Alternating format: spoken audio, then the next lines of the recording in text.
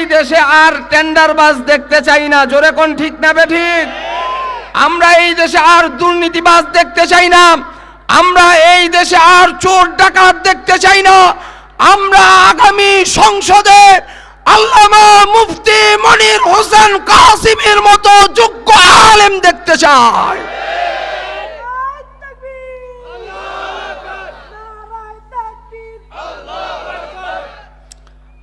আল্লামা মুফতি মনির হোসেন কাসিমি হাফিজাহুল্লাহর মতো যদি সংসদে এমপি নির্বাচিত হয়, এমন মুত্তাকি মানুষ যদি দেশের কান্ডারি হয়, খোদার কসম করে বলি দেশের একটা টাকাও তসরুফ হতে পারে না। কারণ এই দেশে বিগত সময় যেই সমস্ত আলেমরা পার্লামেন্টে গিয়েছেন, আল্লামা দেলোয়ার হোসেন সাইদি রহমতুল্লাহি আলাইহি পার্লামেন্টে গিয়েছেন, এমপি ছিলেন, তার এমপি কালীন সময় একটা টাকাও দুর্নীতি দেখাতে পারে নাই। মুফতি ওয়াক্কাস রহমতুল্লাহি আলাইহি এমপি ছিলেন, মুফতি আমিনী রহমতুল্লাহি আলাইহি এমপি ছিলেন। এই সমস্ত আলেম ওলামা এমপি থাকা অবস্থায় এক পয়সাও দুর্নীতি দেখাইতে পারে নাই। তাহলে আলেম ওলামারা যদি এই দেশের কান্ডারি হয়, দিনদার নেককার পরহেজগার ভালো মানুষ যদি এই দেশের কান্ডারি হয়, তাহলে মানুষ তার ন্যায্য হক পাবে, না হয় মানুষ তার অধিকার থেকে বঞ্চিত হবে। দেশে যা বরাদ্দ দেয় এই চোর আর বাটপাররা সব আইসেই তাদের আখের গুছানোর চেষ্টা করে। কথা কয় না? আইসেই তাদের আখের গুছানোর চেষ্টা করে। যত অন্যায়, যত দুই নাম্বারি, এর ম্যাক্সিমাম আমরা দেখেছি এর মধ্যে প্রশাসনের লোকজনই এর সাথে জড়িত ছিল। গুম করছে পুলিশের মাধ্যমে। নারায়ণগঞ্জে 7 মার্ডার, আলোচিত 7 মার্ডার, এটা হয়েছে র্যাবের মাধ্যমে। আয়না ঘর তৈরি করা হয়েছে প্রশাসনের মাধ্যমে। বাংলাদেশে অনেক মায়ের বুক খালি করা হয়েছে প্রশাসনের মাধ্যমে। বাংলাদেশে অনেক আলেম ওলামাকে গুম করা হয়েছে, খুন করা হয়েছে প্রশাসনের মাধ্যমে। সুস্পষ্ট ভাষায় বলতে চাই, 2013 সালে 2021 সালে যেই পরিমাণ নিরীহ আলেম ওলামা জনসাধারণকে গুলি করে হত্যা করা হয়েছে, যদি 45 বছর পরে যুদ্ধাপরাধীদের বিচার বাংলাদেশে হতে পারে, লেডি ফেরাউন, ফেরাউনের বাহিনী, হাসিনার যত দোসর আছে তাদের বিচার এই বাংলার জমিনে হবেই হবে। যত অপরাধ তাদের মাধ্যমেই সংগঠিত হয়েছে আল্লাহর ভয় না থাকার কারণে। এমন কোন জায়গা ছিল না যেই জায়গায় দুর্নীতি হয় নাই। বাংলাদেশে যদি দুর্নীতির কারণে নোবেল দেওয়া হয়, তো লেডি ফেরাউন, স্বৈরাচার শেখ হাসিনার বাহিনী টপ ক্লাসে 1 নম্বরে থাকবে। একটা মেম্বার থেকে নিয়ে একদম প্রধানমন্ত্রী পর্যন্ত এমন কোন জায়গা নাই যেই জায়গায় দুর্নীতি করে নাই, যেই জায়গায় অন্যায় করে নাই, যেই জায়গায় অপরাধ করে নাই, যেই জায়গায় চুরি করে নাই। ডিজিটাল চুরি করছে, ডিজিটাল চুরি, কলমের খোঁচায় খোঁচায় চুরি করছে, কম্পিউটারের মাধ্যমে চুরি করছে, এক ব্যাংক থেকে টাকা ট্রান্সফার করে আরেক জায়গায় নিয়ে গেছে। বাংলাদেশের ব্যাংকগুলি এখন দেউলিয়া হয়ে গেছে, ব্যাংকগুলো খালি। এই ব্যাংকের টাকা, জনগণের টাকাগুলো আত্মসাৎ করে বেগমপাড়ায় বাড়ি করছে। এই চোরগুলা এখন আর বাংলাদেশে নাই, এগুলার এখন আর বাড়ি চালান দিয়েও খুঁজে পাওয়া যায় না। যদি সত্যিকার অর্থে সৎ হইতো, তাহলে বাপের বেটার মতো বুক টান করে থাকতো আর বলতো আমি অপরাধী না। কিন্তু আল্লাহ ছাড় দেয়, ছেড়ে দেয় না। জোরে কোন? আল্লাহ ছাড় দেয়, ছেড়ে দেয় না। ফেরাউনকে আল্লাহ ছাড় দিছে। ফেরাউনকে ছাড় দিতে দিতে তো ফেরাউনও সুযোগ পাইছে যেটা কয় ওইটাই দেখে কামে লেগে যায়, হাসিনার মতো। যেটা কয় ওইটাই কামে লাগে, যেটা কয় ওইটাই আইন পাশ হয়ে যায়, যেটা কয় ওইটাই সমাজের মধ্যে বাস্তবায়ন হয়ে যায়, যেটা কয় ওইটাই রাষ্ট্রের মধ্যে কায়েম হয়ে যায়। তো ফেরাউন এমন সুযোগ পাইতে পাইতে এক পর্যায়ে ফেরাউন নিজেকে নিজে রব দাবি করছে। নাউজুবিল্লাহ, আসতে কোন ফেরাউন কয় আনা রব্বুকুমুল আ'লা, আমি তোমাদের সবচেয়ে বড় খোদা।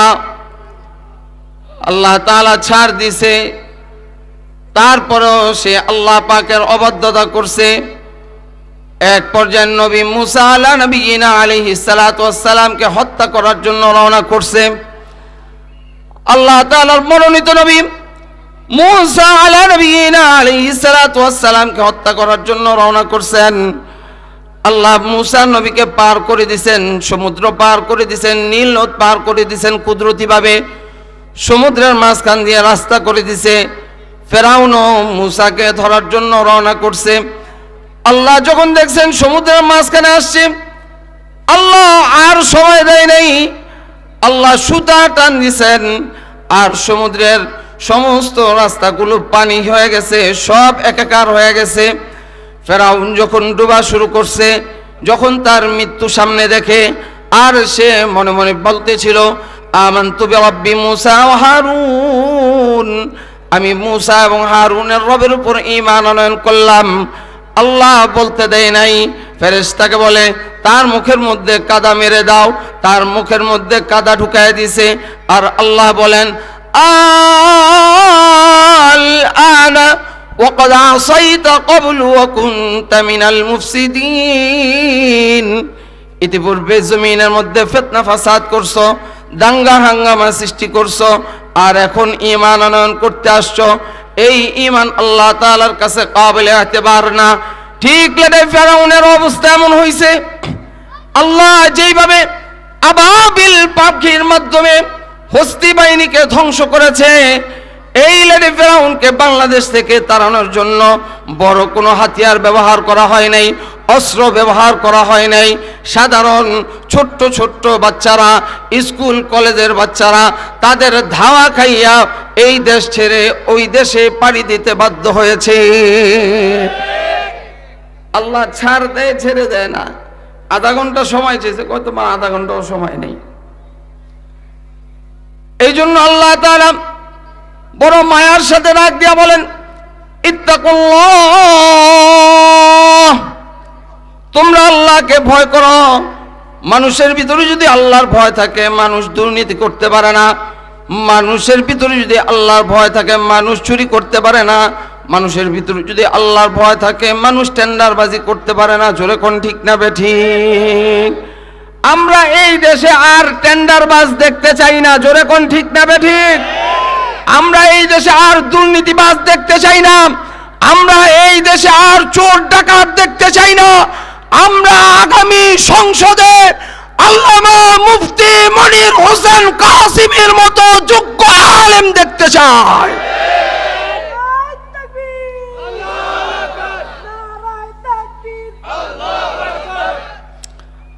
আল্লামা মুফতি মনির হোসেন কাসিমি হাফিজাহুল্লাহর মতো যদি সংসদে এমপি নির্বাচিত হয়, এমন মুত্তাকি মানুষ যদি দেশের কান্ডারি হয়, খোদার কসম করে বলি দেশের একটা টাকাও তসরুফ হতে পারে না। কারণ এই দেশে বিগত সময় যেই সমস্ত আলেমরা পার্লামেন্টে গিয়েছেন, আল্লামা দেলাওয়ার হোসেন সাইদি রহমতুল্লাহি আলাইহি পার্লামেন্টে গিয়েছেন, এমপি ছিলেন। তার এমপি কালীন সময় একটা টাকাও দুর্নীতি দেখাতে পারে নাই। মুফতি ওয়াক্কাস রহমতুল্লাহি আলাইহি এমপি ছিলেন, মুফতি আমিনী রহমতুল্লাহি আলাইহি এমপি ছিলেন। এই সমস্ত আলেম ওলামা এমপি থাকা অবস্থায় এক পয়সাও দুর্নীতি দেখাইতে পারে নাই। তাহলে আলেম ওলামারা যদি এই দেশের কান্ডারি হয়, দিনদার নেককার পরহেজগার ভালো মানুষ যদি এই দেশের কান্ডারি হয়, তাহলে মানুষ তার ন্যায্য হক পাবে, না হয় মানুষ তার অধিকার থেকে বঞ্চিত হবে। দেশের যা বরাদ্দ দেয় এই চোর আর বাটপাররা সব আইসেই তাদের আখের গুছানোর চেষ্টা করে, কথা কয় না, আইসেই তাদের আখের গুছানোর চেষ্টা করে। প্রত্যেকেই তার ধান্দা, প্রত্যেকেই তার আখের গুছায়। এই সুন্দর দেশ সোনার বাংলাদেশটাকে, এই দেশটা কিভাবে সুন্দর করে সাজানো যায়, যদি এই দেশটা দুর্নীতি মুক্ত করতে হয়, এই দেশটা যদি সত্যিকার অর্থে সোনার বাংলা করতে হয়, তাহলে ভালো মানুষের বিকল্প নাই। ভালো মানুষ যদি এই দেশে আসে, একটা মেম্বার থেকে নিয়ে একদম প্রধানমন্ত্রী পর্যন্ত প্রত্যেকটা মানুষ, প্রত্যেকটা দায়িত্বশীল যদি ভালো মানুষ হয়, তাহলে আর দুর্নীতি করার মানুষ পাওয়া যাবে না। প্রত্যেকটা মানুষ যদি আল্লাহর ভয় অন্তরের মধ্যে লালন করে, আল্লাহর ভয় অন্তরে লালন করার কারণে মানুষের টাকা নিজের টাকা মনে করে পকেটের মধ্যে ঢুকাইব না। টেন্ডার দিছে, কথার কথা, রাস্তার জন্য তো 1 কোটি টাকা টেন্ডার দিছে, এর মধ্যে দেখা গেছে 50 লাখ টাকা নিজের পকেটে আর 50 লাখ টাকা দিয়ে কাজ করছে। আর রাস্তার মধ্যে রডের পরিবর্তে দিছে বাঁশ, কথা কয় না। বিভিন্ন জায়গায় আপনারা দেখেন নাই, রডের পরিবর্তে দিছে বাঁশ। আল্লাহর ভয় যদি থাকতো তো যতটুকু বরাদ্দ অতটুকু বরাদ্দই সে এই জনগণের পিছনে ব্যয় করার চেষ্টা করত। শুধু তাই না, নিজের টাকাও ব্যয় করে সে জনগণের খেদমত করার চেষ্টা করত, যদি প্রকৃতপক্ষে সে ঈমানদার হইত, প্রকৃতপক্ষে যদি আল্লাহর ভয় তার মধ্যে থাকত। এই জন্য আল্লাহ তাআলা মৌলিকভাবে একটা কথা বলছেন, মানুষের ভিতরে আল্লাহর ভয় থাকলে ওই ব্যক্তির দ্বারা সমস্ত ইবাদত তার দ্বারা সম্ভব। আল্লাহর ভয় থাকলে নামাজ ছাড়বে না, আল্লাহর ভয় থাকলে গুনাহ করবে না, আল্লাহর ভয় থাকলে দুর্নীতি করবে না, আল্লাহর ভয় থাকলে চুরি করবে না, আল্লাহর ভয় থাকলে ছিনতাই করবে না, আল্লাহর ভয় থাকলে রোজা বাদ দিবে না, আল্লাহর ভয় থাকলে আল্লাহ পাকের জিকির করবে, আল্লাহর ভয় থাকলে আল্লাহ পাকের কাছে রোনাজারি করবে, আল্লাহর ভয় থাকলে কোরআন তেলাওয়াত করবে, আল্লাহর ভয় থাকলে ইবাদত বন্দেগীর মধ্যে মশগুল থাকার চেষ্টা করবে। আল্লাহর ভয় থাকলে মানুষ আল্লাহর ওলি হয়ে যায়, আল্লাহর ভয় না থাকলে মানুষ হাইওয়ান আর জানোয়ার হয়ে যায়। লাহুম কুলুবুল লা ইয়াফকাহুনা বিহা ওয়া লাহুম আ'ইনুন লা ইউবসিরুনা বিহা ওয়া লাহুম আযানুন লা ইয়াসমাউনা বিহা উলাইকা কাল আনআমি বাল হুম আযাল। আল্লাহ তাআলা বলেন, যাদের চোখ থাকা সত্ত্বেও দেখে না, কান থাকা সত্ত্বেও শোনে না, অন্তর থাকা সত্ত্বেও অনুধাবন করতে পারে না, শরীয়তের বিষয় আল্লাহ পাকের বিধান এগুলা বোঝে না, অনুধাবন করতে পারে না, আল্লাহ তাআলা বলেন এরা চতুষ্পদ জন্তুর চেয়ে আরো জঘন্য। দেখবেন আল্লাহর ভয় থাকার কারণে সমাজের এইখানে আলহামদুলিল্লাহ সুম্মা আলহামদুলিল্লাহ অনেক যুবক এখানে আছে, বয়স তার 20, 22, 24 বছর, 25 বছর, কিন্তু মাশাআল্লাহ তার সুন্নতি দাড়ি, মাথার মধ্যে তার টুপি, শরীরের মধ্যে সুন্নতি লেবাস। আবার অপর দিক দিয়ে দেখেন সমাজের মধ্যে এমন হাইওয়ান জানোয়ার আছে, বয়স তার 60 বছর, বয়স তার 50 বছর, এক পা কবরের মধ্যে চলে গেছে, এখনো পর্যন্ত সুদের ব্যবসা ছাড়তে পারে নাই, এখনো পর্যন্ত মিথ্যা কথা ছাড়তে পারে নাই, এখনো পর্যন্ত বিড়ি ছাড়তে পারে নাই, এখনো পর্যন্ত পরনিন্দা ছাড়তে পারে নাই, এখনো পর্যন্ত খারাপ কাজ ছাড়তে পারে নাই। যদি আল্লাহ তাআলার ভয় তার অন্তরের মধ্যে থাকতো, তাহলে সে অনেক আগেই নিজেকে নিজে পরিবর্তন করার চেষ্টা করত। আল্লাহ যেইভাবে পুরুষকে নির্দেশ করছে, ঠিক অনুরূপভাবে আল্লাহ নারীকেও নির্দেশ করছে। পুরুষ যেমন আল্লাহকে ভয় করবে, নারীও তেমন আল্লাহকে ভয় করবে।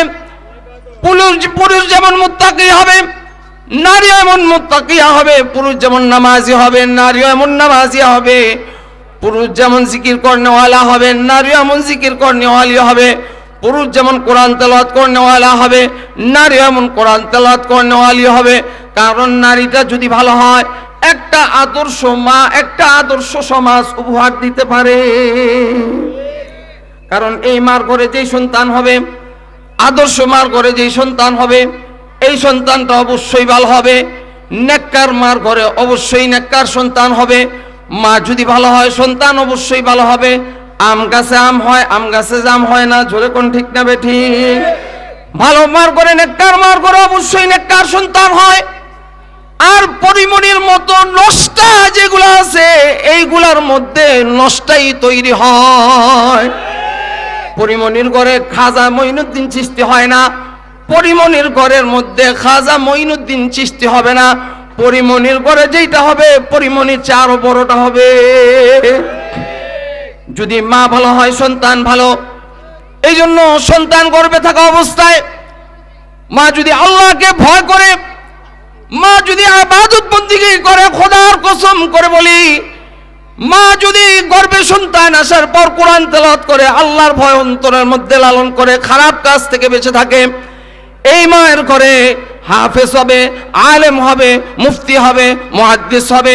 এই মায়ের গর্ভে সুনাগরিক তৈরি হবে, এই মায়ের গর্ভে আদর্শ নাগরিক তৈরি হবে। আর যদি পাত্রটা খারাপ হয়, মা যদি খারাপ হয়, গর্ভে সন্তান থাকা অবস্থায় যদি মা খারাপ কাজ করে, তাহলে এই মায়ের ঘরে কোশ্চিনকালেও ভালো সন্তান হইতে পারে না। ডাক্তারদের সায়েন্স অনুযায়ী গর্ভে সন্তান থাকা অবস্থায় মা যে সমস্ত কাজ করে এটার আসর সন্তানের উপর পড়ে। ডাক্তাররা বলে গর্ভে সন্তান থাকা অবস্থায় মা যদি বেশি কথা বলে এর আসর সন্তানের উপর পড়ে। ওই সন্তানটাও বেশি কথার আসর তার মধ্যে পড়ার কারণে, প্রভাব পড়ার কারণে সন্তানও বেশি কথা বলে। মা যদি খারাপ কাজ করে এটার আসর সন্তানের উপর পড়ে। আর মা যদি গর্ভে সন্তান থাকা অবস্থায় কোরআন তেলাওয়াত করে, এই কোরআন তেলাওয়াতের আসর সন্তানের উপরও পড়ে, জোরে কোন ঠিক না বেঠিক? মা যদি জিকির করে, জিকিরের আসর সন্তানের উপর পড়ে। মা যদি আল্লাহ পাকের কাছে বলে, আল্লাহ ইয়া রাব্বাল আলামিন, আমার গর্ভে সন্তান দিছো মাওলা, আমাকে একটা সুস্থ অনেক সন্তান দান করো। মার উচিত ছিল গর্ভে সন্তান থাকা অবস্থায় আল্লাহর কাছে বেশি বেশি করে দোয়া করা। কারণ এই সন্তানটা পঙ্গু হইতে পারে, এই সন্তানটা অন্ধ হইতে পারে, এই সন্তানটা কানা হইতে পারে, এই সন্তানটা বোবা হইতে পারে। এই জন্য আল্লাহ পাকের কাছে দোয়া করা। আফসোস আফসোস আফসোস, কোন জমানায় আসছি, মা আল্লাহর কাছে দোয়া করবে তো দূরের কথা, এই মা গর্ভে সন্তান থাকা অবস্থায় খারাপ সিনেমা দেখার মধ্যে লিপ্ত থাকে, যার কারণে এর আসর সন্তানের উপর পড়ে। যদি মা ভালো হয় সন্তান অবশ্যই ভালো হবে। দুনিয়ার শুরু থেকে এই পর্যন্ত যত ওলি আউলিয়া গাউস কুতুব দুনিয়া থেকে অতিবাহিত হয়েছে, প্রত্যেকটা ওলি আউলিয়ার মার দিকে তাকায় দেখেন, মা ওলি হওয়ার কারণে সন্তান ওলি হয়েছে, মা নেককার হওয়ার কারণে সন্তান ভালো হয়েছে। যত আলেম, যত মুফতি, যত মুহাদ্দিস, যত মুফাসসির, যত খতিব, যত পীর মাশায়েখ আছে, প্রত্যেকটার মার দিকে মার হালত দেখেন। মা ভালো হওয়ার কারণে ওই গর্বে পীর হইছে, মা ভালো হওয়ার কারণে ওই গর্বে আলেম হইছে, মা ভালো হওয়ার কারণে ওই গর্বে কোরআন হাফেজ হইছে, মা ভালো হওয়ার কারণে ওই গর্বে নেককার সন্তান হইছে। খাজা বখতিয়ার কাকি রহমতুল্লাহি আলাইহি দিল্লির কুতুব মিনার যার নামে এখনো দাঁড়ায় আছে। খাজা বখতিয়ার কাকি রহমতুল্লাহি আলাইহির মা তার সন্তানকে মক্তবের শিক্ষকের কাছে দিয়ে গেছে। আর শিক্ষককে বলে, হুজুর আমার সন্তানটাকে আপনি আলিফ বা তাসা পড়ান। খাজা বখতিয়ার কাকি রহমতুল্লাহি আলাইহি ছোট্ট বাচ্চা বখতিয়ার কাকি রহমতুল্লাহি আলাইহিকে বলে, বাবা বলো আলিফ বা তা সা। খাজা বখতিয়ার কাকি রহমতুল্লাহি আলাইহি বলেন, বিসমিল্লাহির রহমানির রহিম, আলিফ লাম মিম, যালিকাল কিতাবু লা রাইবা ফীহি হুদাল লিল মুত্তাকিন।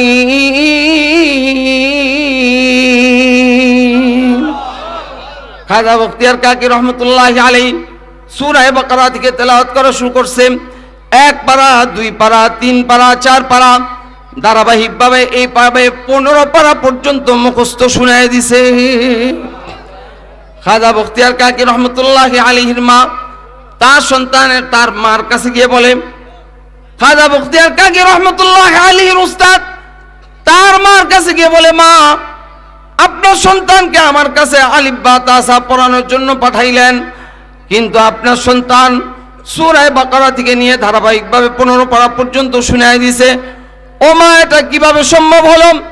তখন মুখতিয়ার কাকি রহমতুল্লাহি আলাইহি বলেন, আমার সন্তান গর্ভে আসার পর আমি যখনই সময় পাইছি তখনই মাওলাই পাকের কোরআন তেলাওয়াত করছি।